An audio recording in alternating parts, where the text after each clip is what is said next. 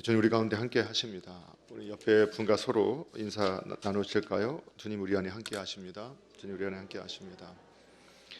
네, 예배 자리에 함께 하신 우리 모든 분들의 심령 속에 우리 아버지 하나님께로부터는 은혜와 평강이 항상 넘쳐나기를 축원합니다. 광고를 드렸지만 지금 코비드19 상황이 계속 좀 확산되고 오늘도 한 450명 정도 그런데 어제 확진자들 검사 결과 450명 정도가 확진자가 나왔다고 하면서 더 이제 그 숫자가 줄었기 때문에 검사 숫자가 줄어서 정확한 데이터가 아닐 수 있다고 언론에서도 나왔던 것을 확인할 수 있었습니다. 그래서 오늘 오후 3시쯤에 방역 당국에서 방역 단계를 어떻게 할지에 대해서 결정을 한다라는 보도가 있었기 때문에 이제 혹시 그 결정에 따라서 우리 구역장님들과 셀 인도자 분들을 통해서 다음 주 앞으로 진행되는 예배 형태에 대해서 결정이 거기에 맞춰 결정을 해서 공지하도록 하겠습니다. 지금은 우리가 계속 말씀드리는 것처럼 백신이 개발되었다 하더라도 선진국이 4, 5월 달까지 맞춰지게 되면 또 우리 여러 전 세계가 그 백신을 다 맞고 효과를 보면 빠르면 내년 말 그리고 내년 후년까지도 갈 수 있다라는 이러한 내용들을 듣기 때문에 우리 성도님들이 이제 마음을 좀 넓게 그리고 또 마음을 좀 이렇게 여셔서 이게 어쩔 수 없이 함께 갈 수밖에 없다라는 걸 인정하면서 좀 마음의 여유를 가지시고 지금은 어디서 어떻게 감염이 되는지도 모르고 그 뉴스 본 거 보니까 어떤 분이 자기는 철저하게 방역 수칙도 지키고 사람도 안 만나고 이렇게 했는데 그냥 몸이 불편해서 갔더니 코로나에 걸려 있어서 너무 억울하더라. 열심히 이렇게 안 했으면은 그러려니 했을 텐데 그렇게까지 했는데 왜 걸렸는지도 알 수 없다. 이렇게 표현을 이렇게 하는 내용을 들을 수 있었어요. 그래서 성도님들께서도 우리가 내년 말까지는 어쩔 수 없이 이 상황을 계속 같이 갈 수밖에 없기 때문에 너무 조급해하지 마시고 빨리 끝내야 되는 마음을 가지고 우리 함께 기도하지만 끝은 있겠지만 쉽게 이게 처리되지 않을 것이기 때문에 좀 여유를 가지시고 또 결국은 개인이 조심해서 생활할 수밖에 없다. 그래서 안전수칙을 잘 지키시면서 또 걸리면 어쩔 수 없대. 지금 치사율로 봤을 때는 크게 위험한 그 후유증이 있을 수 있어도 아주 치명적인 사망률이 나타나는 건 아니기 때문에 조심하시면서 또 증세가 있으면 빨리 가셔서 검사하시고 또 치유하시면서 시간을 보낼 수밖에 없을 것 같습니다. 우리 성도님들의 심령 속에 큰 자유와 그런 평안함이 함께하기를 주님의 이름으로 축복합니다.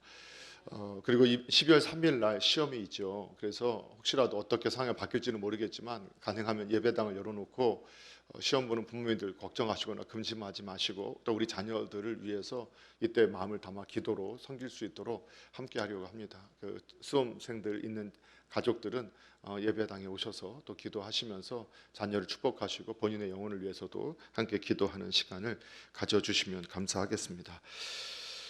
저희가 이제 12장으로 넘어가서 오늘 이 아브라함의 부르심이라는 제목으로 말씀을 통해서 은혜를 받는 시간을 갖고자 합니다.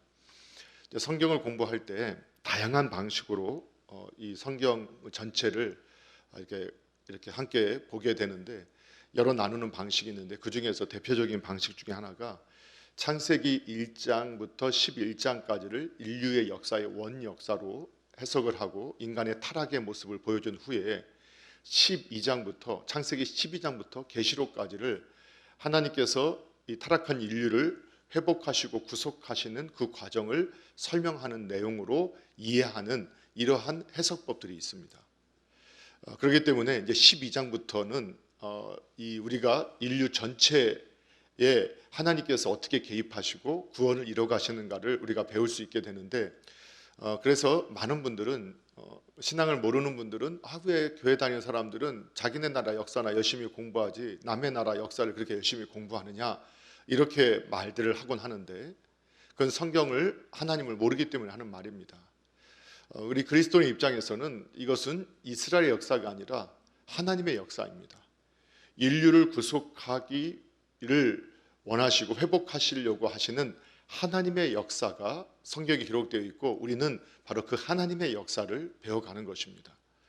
그러면서 오늘 이제 아브라함을 부르심을 통해서 이 구속의 역사, 회복의 역사를 시작하시는 하나님의 그 역사가 시작이 되는데, 구속의 역사가 시작이 되는데, 오늘 이 아브라함을 아브라함을 부르심의 그 목적이 무엇인가? 그 아브라함의 부르심에 담겨 있는 여러 의미들이 있는데, 그 중에 오늘을 세 가지를 살펴보는데, 첫 번째로는 이것은 하나님의 은혜였다. 아브라함을 부르심은 하나님의 은혜였다라는 것을 먼저 살펴보고, 두 번째로는 이 아브라함의 부르심을 통해서 믿음의 출발은 항상 하나님께로부터 시작한다라는 것을 살펴보고, 세 번째는 이 아브라함의 부르심을 통해서 결국 믿음은 떠남으로 시작된다라는 것을 또한 살펴보려고 합니다. 나머지는 또 다음 주에 우리가 살펴볼 건데요.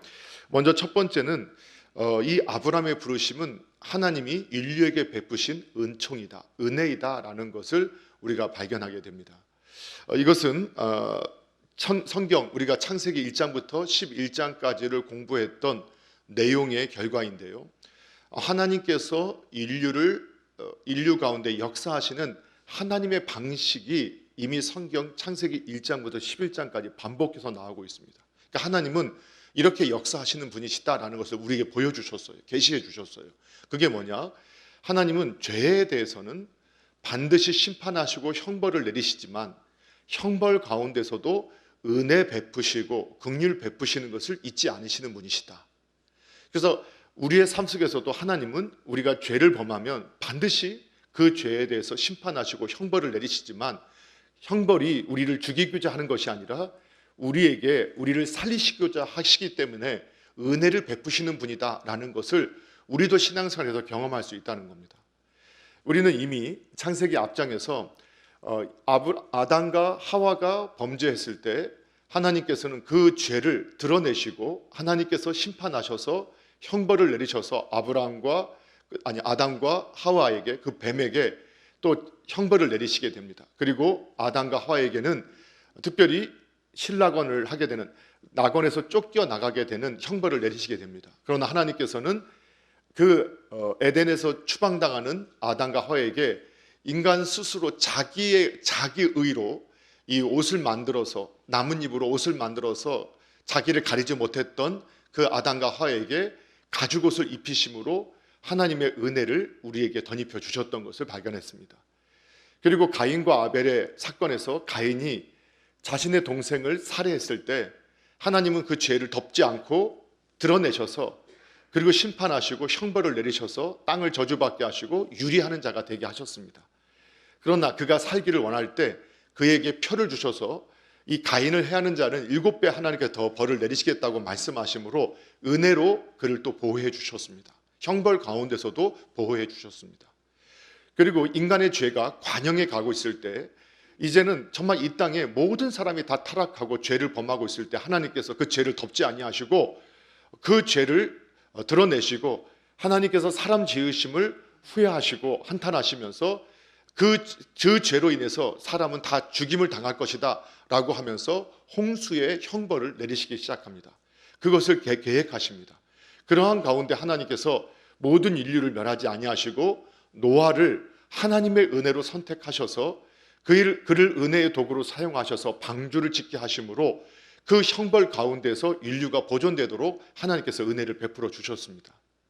자, 그리고 나서 11장에 오면 인류가 노아의 홍수 이후에도 여전히 니므롯과 그의 추종자들이 연합해서 하나님을 대적하고 하나님에 대해서 부정하는 이러한 모습을 보이는 악을 행했을 때 하나님은 그것을 보시고 그 악에 대해서 심판하시면서 그 언어를 혼잡게 하심으로 사람들을 다 흩어서 억지로 이 땅에 흩어지게 만드는 그런 일들을 행하셨던 것을 보게 됩니다. 자, 그리고 나서 오늘 이제 11장에서 이 바벨의 성과 탑을 쌓았던 니므롯과 그 추종자들에 대해서 하나님께서 징계를 내리셨지만, 형벌을 내리셨지만, 그러나 10절부터 시작해서 11장 10절부터 이렇게 말씀하십니다. 그러나 셈의 후손들의 족보를 설명하면서 특히 27절에서 데라의 자손, 특히 아브라함을 집중하시면서 아브라함을 하나님께서 주목하셨다. 이것이 무엇이냐? 이 니므롯과 추종자들에 의해서 하나님을 대적하던 이 악한 세상 가운데서 하나님께서 은혜로 아브라함을 택하셔서 이 인류를 죄악 가운데 회복하시고자 하는 하나님의 은혜의 도구로 아브라함을 선택하셨다는 것을 우리에게 보여주고 있는 겁니다. 이러한 하나님의 방식을 우리가 이해할 때, 이 셈 족속 데라의 자녀들 중에 아브라함을 하나님께서 부르신 것은 하나님이 인류에게 베푸신 은혜였구나. 이걸 우리에게 설명해 주고 있다라는 겁니다. 그리고 이후에 아브라함 이후에 성경의 역사를 보게 되면 하나님은 아브라함의 후손 중에서도 인류가 죄를 범할 때마다 악한 자들이 일어났을 때도 그 죄악을 징계하시지만 항상 한 사람을 택하셔서 그 사람들을 통해서 하나님의 은혜를 전달하게 하시고 또 하나님의 은혜의 통로로 사람들을 사용하셨던 것을 우리에게 보여줍니다. 결국은 이것은 우리가 여자의 후손이 오셔서 그분이 우리 모든 인류의 죄를 다 사하시고 모든 사람을 회복시키실 것을 약속하셨던 여자의 후손이 완전한 사람으로 오실 것에 대한 예표로서, 그림자로서 우리 사람들을 들어 사용하신다는 것을 보여주게 됩니다. 자, 그런데 오늘날 그러면 저와 여러분에게는 이것이 어떤 의미가 있느냐? 오늘 예수 그리스도가 이미 오셨습니다. 그리고 이제는 그 죄의 값이 지불되어졌고 이제 모든 인류에게 그 복음의 혜택이 다 동일하게 기회가 있게 되었습니다. 그런데 오늘 저와 여러분, 하나님께서는 먼저 구원받은 저와 여러분을 아브라함처럼 부르셔서 은혜의 통로로, 이 죄악 가운데 있는 이 세상 속에 은혜의 도구로, 통로로 사용하기를 원하신다는 사실을 믿으셔야 합니다. 그래서 하나님은 오늘 아브라함을 죄악 가운데 있는 이 세상 가운데 은혜의 도구로 부르셨던 것처럼, 아브라함을 부르심이 그런 의미가 있는 것처럼 지금도 여전히 죄악 가운데 있는 이 세상 가운데 저와 여러분을 하나님께서 부르셔서 하나님의 은혜를 이 땅에 드러내기를 원하시는 은혜의 도구로 저희를 사용하시기를 원하신다는 것을 확신하셔야 되고, 저희들이 구원받고 천국 가는 날만 기다리는 사람들이 아니라 이처럼 하나님의 뜻을 알고 하나님의 은혜의 도구로 사용되어질 때 그리스도인으로서 하나님 나라의 국적을 가진 사람으로서 진정한 복을 누리게 된다는 사실을 믿으시기 바랍니다. 그래서 저와 여러분이 이 땅에서 호흡 있고 생명이 있을 동안에 하나님께서 이 땅에서 우리를 부르셔서 이 땅의 은혜의 도구로 사용하시길 원하심을 믿으시고 어느 곳에 머물든지 간에 주님의 축복의 통로, 은혜의 도구로서 승리하는 삶이 되기를 주님의 이름으로 축원합니다. 두 번째는 오늘 이 본문에서 아브라함을 부르심은 믿음은 항상 하나님으로부터 출발한다는 것을 우리에게 보여주는 것이라는 것을 또 배우게 됩니다. 여러분, 우리가 이제 교회 오래 다니신 분들은 아브라함 하면 별칭이 있죠. 아브라함 하면 믿음의 조상이다. 이런 들어보셨죠. 그러니까 믿음의 출발, 믿음의 성장, 믿음의 마지막의 모습을 보여주는 이 사람이 누구냐? 아브라함이라는 겁니다. 그래서 아브라함을 믿음의 조상이다라고 우리가 부르게 되어 있어요. 그런데 그 믿음의 출발이 어떻게 출발하느냐? 오늘 1절에 보게 되면 12장 1절에 보게 되면 이렇게 나와 있어요. 여호와께서 아브라함에게 이르시되. 그러니까 아브라함을 누가 불렀느냐? 하나님이 아브라함을 부르셨다는 거예요. 이것은 아주 단순한 표현이지만 성경 전체를 보면 항상 죄인 된 인간이 하나님을 찾는 사례가 없어요. 오직 하나님께서 은혜를 베풀어 주시고 하나님이 선지자를 보내시거나 하나님이 은혜의 도구를 보내셔서 그 사람을 찾으시고 부르셔야만이 그 은혜를 받은 사람이 하나님께 반응함으로 나왔던 것을 보게 되지, 죄인된 사람이 하나님의 은혜 없이 하나님께 나아가는 경우가 없다라는 것을 이 아브라함을 부르시는 장면에서 나온다는 거예요. 그래서 원어에서도 보면 말씀하시되 하나님께서 아브라함에게, 그러니까 하나님이 아브라함에게 말씀하심으로, 하나님이 아브라함을 부르심으로 아브라함의 믿음이 시작할 수 있었다는 것을 우리에게 말씀합니다. 그럼 이것이 왜 중요할까요? 먼저 한 가지는 하나님이 시작하셨기 때문에 하나님이 책임져 주신다는 확신을 우리가 가질 수 있습니다. 여러분, 저와 여러분은 정말 연약하고 부패하고 정말 악한 존재입니다. 여러분, 그런 말 들으시면 언짢을 수 있지만 성경을 믿으십시오. 여러분, 정말 저와 여러분은, 이런 표현하면 요즘에 이렇게 말하더라고요. 저와 여러분은 쓰레기입니다. 별로 기분이 안 좋으신가요? 쓰레기도 또 안 되는 만한 그런 부패한 존재들입니다. 그런데 이 쓰레기 더미에서도 꽃이 피고 그 꽃에서 향기가 날 수 있는 것은 하나님의 전적인 은혜입니다. 저의 실력으로는, 저의 인격으로는, 저의 영성으로는 결코 하나님의 나라까지 갈 수 없지만 하나님이 시작하셨기 때문에 저와 여러분에게는 그 영원한 천국까지도 보장이 될 수 있다라고 우리가 자신할 수 있는 것이고 확신할 수 있는 것이고, 또 악인이라도 변화될 수 있는 것은 우리의 능력이 아니라 하나님의 은혜로 되어줄 수 있다는 확신 가운데서 우리가 소망을 품을 수 있게 됩니다. 사랑하는 성도 여러분, 하나님이 시작하셨기 때문에 하나님이 완성하신다는 사실을 믿으시기 바랍니다. 뿐만 아니라 우리가 성경을 보면서 오해하는 것 중에 하나가 이 믿음의 인물들을 보면서 우리가 기가 죽는다는 거예요. 그런데 그것이 인본주의적인 사고라는 겁니다. 왜 믿음의 사람을 보면서 우리가 기가 죽는 게 인본주의적인 사고냐, 이런 면에서 그렇다는 거예요. 우리가 예전에 그 위대한 사람들의 위인전기를 읽다 보면 여러분도 많이 이런 간증 들어보셨을 거예요. 어떤 어렸을 때부터 그 위인이 아빠하고 어디를 갔는데 그 주인집에 그 가게에서 사탕이 있어서 야, 사탕을 좀 집어라. 그러니까 이 아이가 안 집고 가만히 있으니까 아빠도 야, 빨리 집어 이렇게 하는데 안 집고 있다가 한참이니까 그 집 주인 아저씨가 한 움큼을 집어서 옛다 하고 줬다라는 거예요. 그래서 아버지가 오면서 물어보죠. 너 왜 그거 안 집었어? 그랬더니 그 아들이 하는 말이 아저씨 손이 더 크잖아요. 이렇게 이제 우리가 말을 하면서 그 위인전기에서 뭐라고 하느냐, 이처럼 이 아이는 어렸을 때부터 남달랐다. 근데 그것은 결과를 보고 해석한 거예요. 만약에 그 아이가 사기꾼이 됐으면 똑같은 행위를 보고 뭐라 했느냐, 이 아이는 어렸을 때부터 이처럼 영악했다. 그건 결과를 보고 해석을 했기 때문에 그런 거예요. 그 행위를 지혜로운 행위로 볼 것이냐, 악한 사기꾼 기질로 볼 것이냐, 그것은 그 결과를 보고 해석했을 때 달라지게 되는 것이죠. 마찬가지로 우리는 마치 성경에 나오는 믿음의 인물들은 우리가 따라갈 수 없는 수준의 사람이라고 생각하는데, 언어적 유의지만 자주 저희가 여러분에게 말씀드렸던 것처럼 아브라함이 아브라함이기 때문에 하나님이 아브라함을 부르신 것이 아니라 하나님이 부르신 그가 아브라함이었을 뿐이다. 이것을 우리가 믿어야 한다고 했습니다.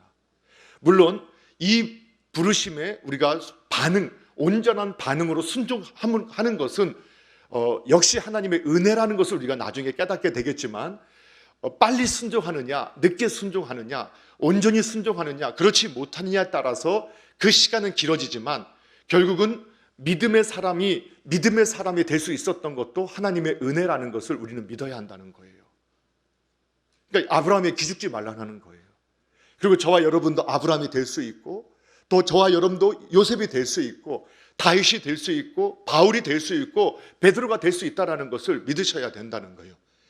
하나님이 함께 하심을 믿고 우리가 이제 완전히 계시된 하나님의 말씀대로 하나님의 말씀을 잡고 순종하고 우리가 온전한 반응을 보이면 하나님의 역사가 우리의 삶에서 동일하게 나타난다는 사실을 믿으셔야 한다는 거예요.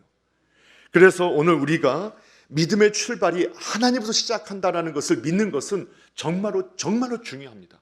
그래서 신약에 오면 사도 바울은 구약에 대해서 누구보다도 잘 이해했던 그가 에베소서 1장 4절에서 우리의 부르심에 대해서 뭐라고 말씀하시느냐, 곧 창세전에 그리스도 안에서 우리를 택하사라고 말씀하고 계시는 거예요. 그러니까 그가 영적으로 더 깨어나고 깊은 영의 세계를 깨닫고 성경을 보기 시작하니까, 내가 정말로 그냥 열심히 해서 뭔가 탁월해서 내가 하나님을 깨닫고 알게 된 줄 알았는데 그게 아니었구나. 창세전부터 하나님께서 이미 온 인류를 창조하실 때부터 이미 하나님의 계획 속에 내가 있었기 때문에 내가 구원받을 수 있었구나. 예수 그리스도 안에서 구원받을 수 있었구나. 그걸 고백하는 거예요. 여러분, 예수님께서도 요한복음 15장 16절에서 뭐라고 말씀하셨느냐? 너희가 나를 택한 것이 아니요 내가 너희를 택한 것이었다. 그래서 베드로를 부르실 때도 나를 따르라. 레위 마태를 부르실 때도 네가 나를 따르라. 항상 예수님께서 먼저 찾아가셨어요. 사마리아 여인을 찾아가셨어요. 그리고 바디메오가 있는 그 땅을 일부러 지나가셨어요. 그래서 그들을 감동시키셔 그들이 온전한 반응을 보였을 때 그들에게 하나님께서 예비하신 은혜를 그들이 누릴 수 있었던 것은 주님이 그곳에 찾아가셨기 때문이고 주님이 그들을 부르셨기 때문이라는 것을 우리에게 말씀해 주고 있어요. 우리가 온전한 반응을 보이는 것 정말 중요합니다. 근데 오늘은 초점은 거기에 맞추는 게 아니라 항상 하나님이 우리를 부르시고 계시고 그 부르심으로 인해서 우리의 믿음이 시작됐다. 이것을 확신하는 것이 참으로 중요하다는 거예요. 자, 그래서 로마서 8장 30절에서 사도 바울은 아주 신앙의 중요한 정의를 내리는데 미리 정하신 그를 또한 부르시고, 미리 정했다는 거예요. 미리 정한 저와 여러분을, 창세전에 정했던 저와 여러분을 하나님이 부르시고 또 의롭다 여겨주셨다고 성경이 말씀하고 있는 거예요. 미리 정했어요. 미리. 근데 저희가 보면 저는 그때 제 남편을 만나서 제 아내를 만나서 그때 제 친구가 그리고 그때 저는 믿음의 가정에서 태어나서 그때 우리 회사에 누가 저한테 이렇게 해서 지나가다가 내가 어떤 걸 받아서 이렇게 생각할 수 있어요. 이것이 보편적인 우리의 해석이에요.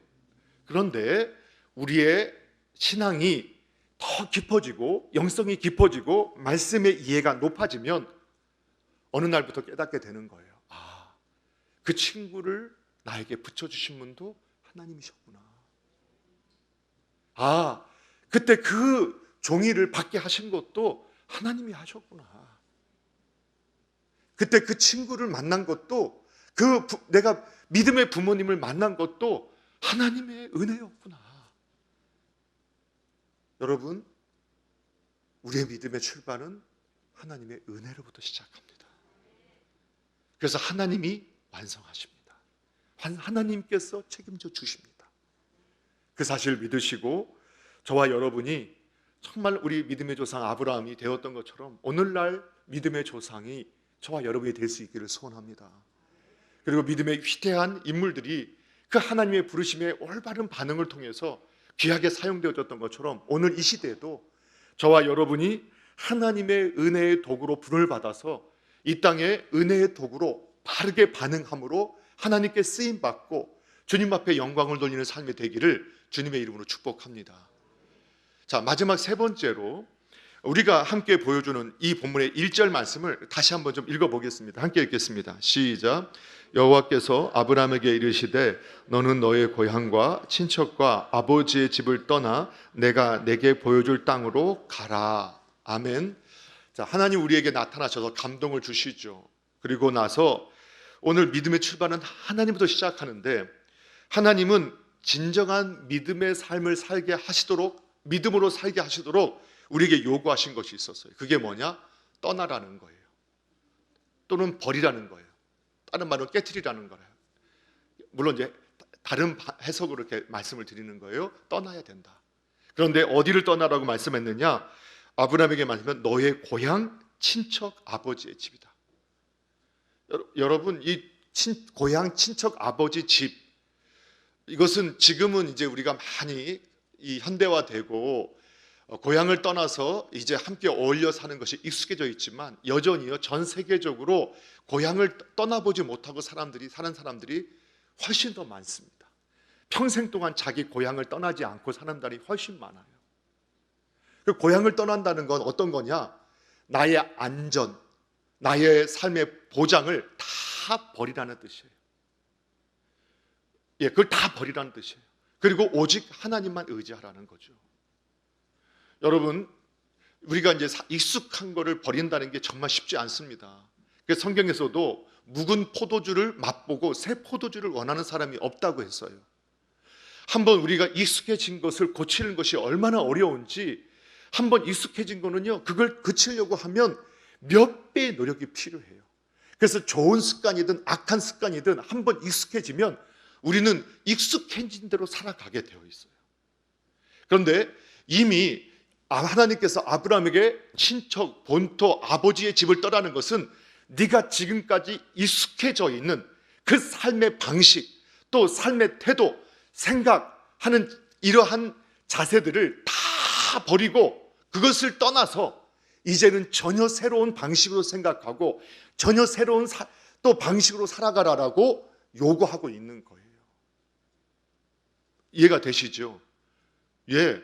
그래서 이 말을 다른 말로 지금까지 공부했던 걸 하면 인본주의 세계관을 벗어버리고 신본주의 세계관을 가지고 살아야 된다. 또 인본주의를 버리고 신본주의를 가지고 살아가야 한다. 또 하나님이 없는 우리의 의식 속에서 하나님이 있는 의식을 가지고 살아가야 한다.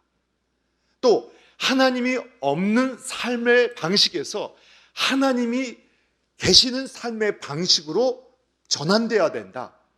그리고 예전에 살았던 삶의 방식을 떠나야 한다. 떠나지 않으면 어떻게 되느냐? 믿음의 삶을 살 수 없다. 이것을 우리 주님께서 우리에게 말씀해 주고 계시는 거예요. 여러분, 단순하게 여기서 말씀하시는 것이 정말 이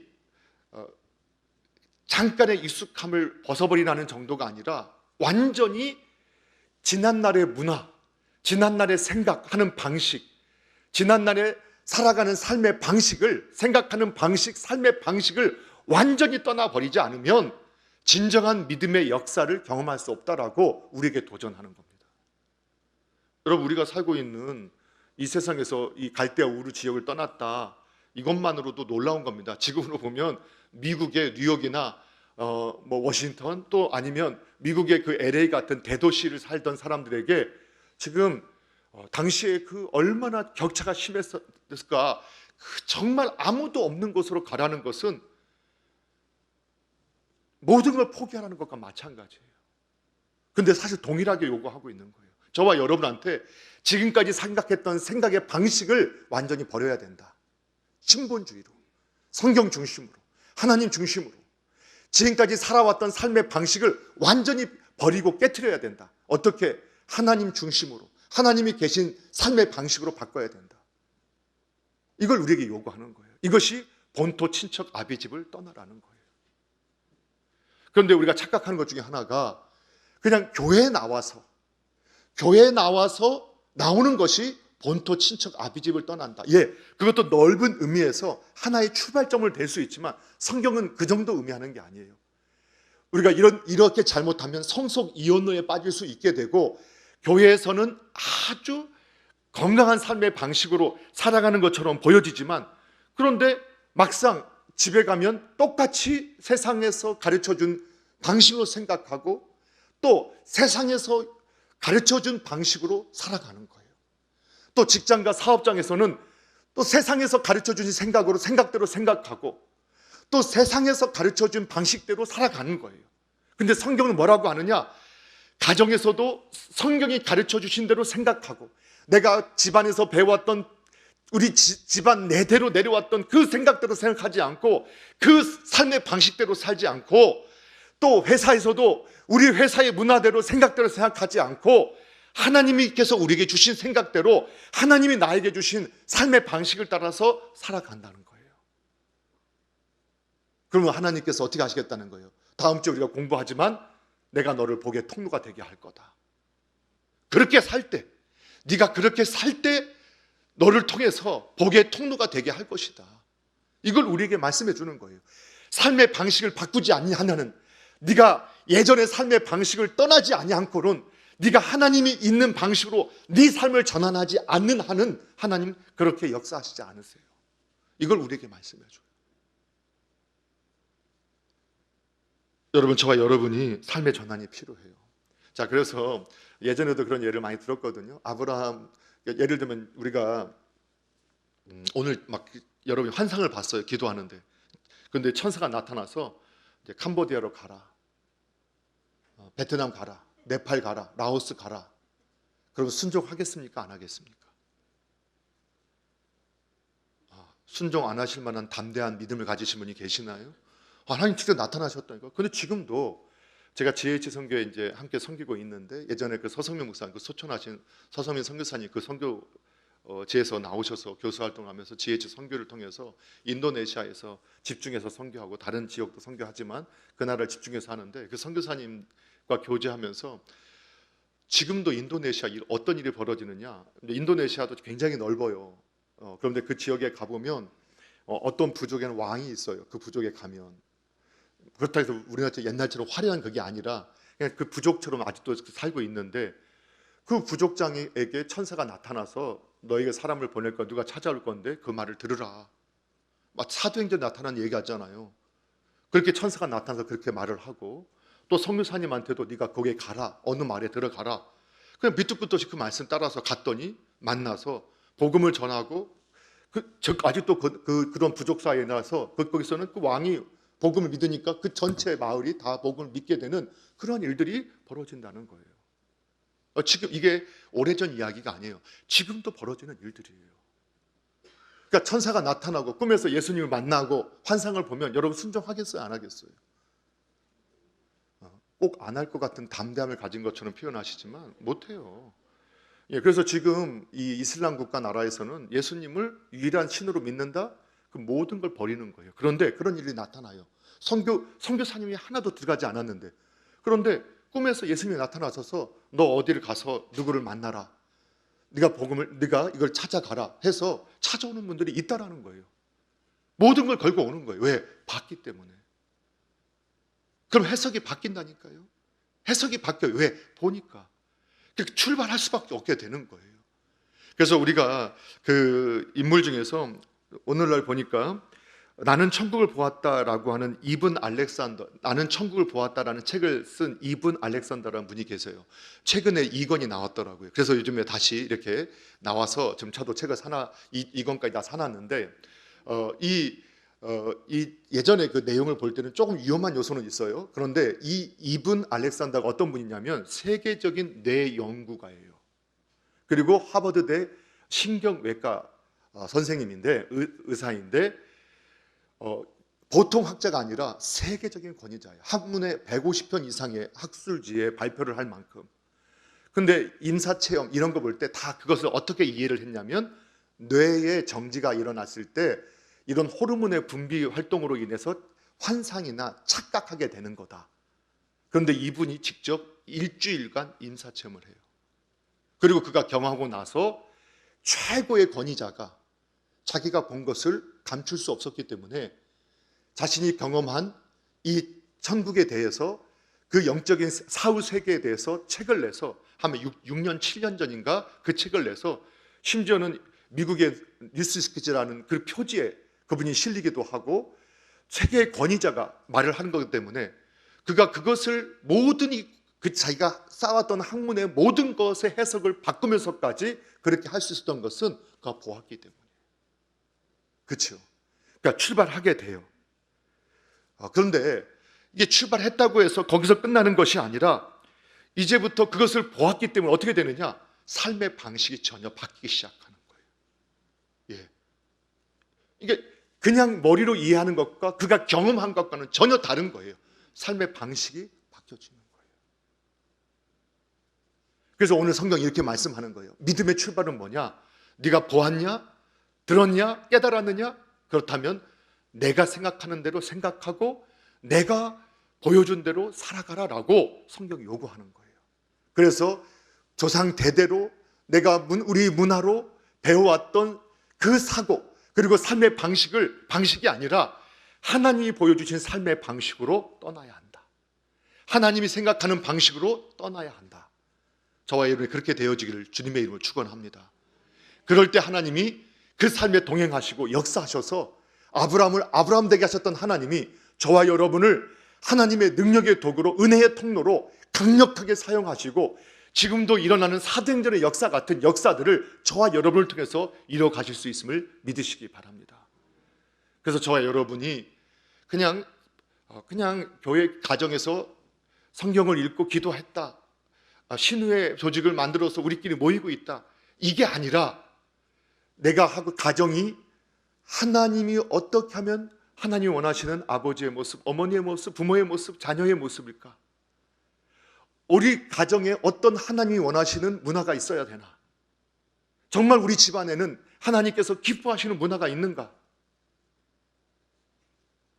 내가 회사에서 하고 있는 그 일을 통해서, 지금 공부하고 있는 그 공부를 통해서, 학교에서 하는 공부를 통해서 어떻게 하나님을 영화롭게 하고 사랑하고 섬기고 어떻게 이 땅에 있는 많은 사람들을 사랑하고 섬길 수 있을까? 지금까지는 그것이 내 일이었지만 이제는 내 일이 아니라 하나님을 섬기는 일이요, 이웃과 많은 약한 자를 섬기는 일로서 어떻게 하면 내가 최선을 다할 수 있을까? 그러한 크리스천들이 있을 때 이것이 바로 믿음의 역사의 출발점이 된다는 것을 믿으시기 바랍니다. 말씀을 정리합니다. 오늘 아브라함을 부르심을 통해서 우리는 믿음은 하나님의 부르심으로 시작을 하게 되고 그분이 부르셨기 때문에 그분이 책임진다는 사실을 우리는 믿으셔야 합니다. 우리가 바른 반응을 통해서 그분의 부르심에 반응하고 이전에 우리가 생각했던 생각의 방식을 떠나고 우리가 살아왔던 삶의 방식을 떠나서 하나님이 없는 곳에서 하나님이 있는 곳으로 우리가 가고, 내가 있는 곳이 하나님이 없는 곳이었는데 내가 머무는 곳이 하나님이 있는 곳으로, 가나안 땅으로 만들어 버릴 때, 그 가운데 하나님은 저와 여러분을 이 땅의 은혜의 통로로 사용하시고 축복의 통로로 사용하시고 능력과 이적을 우리의 삶에 베풀어 주실 것입니다. 그런 은혜가 이 아침에 나온 모든 분들에게 함께 하기를 주님의 이름으로 축복합니다. 기도하겠습니다. 하나님 아버지, 감사합니다. 오늘도 아브라함을 부르시고 아브라함 되게 하심으로 악한 세대 가운데 은혜의 통로로 사용하셨던 것처럼 오늘 남서울 중앙교회당의 교회로 부름받은 주의 권속들을 악한 세대 가운데 주님의 귀한 은혜의 도구로 부르셨사오니 아버지 하나님, 예전의 삶의 방식, 예전에 생각하는 방식을 버리고 떠나버리고 또 우리가 벗어버리고 깨트려버리고 우리가 머무는 그곳이 가나안 땅이 되도록, 하나님이 계신 곳이 되도록 우리가 믿음으로 살아갈 수 있도록 도와주시옵고, 또 하나님이 살아계시고 여전히 일하고 계심을 간증하는 믿음의 삶이 될 수 있도록 역사하여 주시옵소서. 주께서 함께 하심을 믿으며 예수님의 이름으로 기도하옵나이다. 아멘.